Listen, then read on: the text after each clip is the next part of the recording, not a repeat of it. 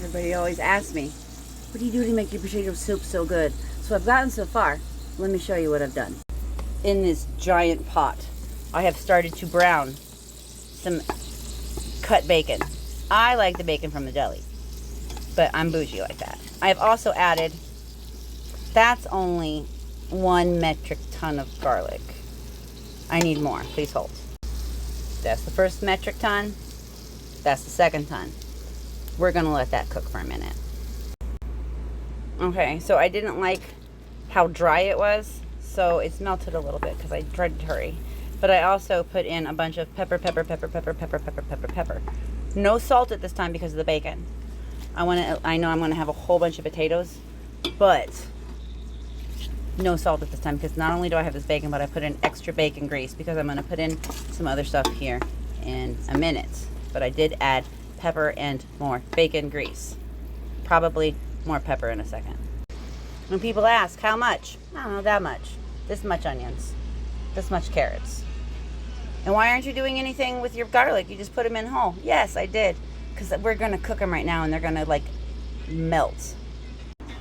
And then whatever doesn't melt, I'm going to use a hand mixer after I cut up this giant bowl of little potatoes that I have just boiled.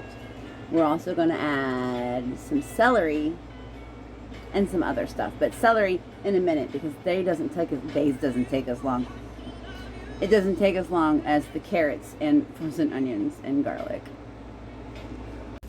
Okay, this is how everything looks. You can take your garlic and it smushes, and your carrots are tender and stuff like that. That's why I'm using a fork, so you can see how squishy it is.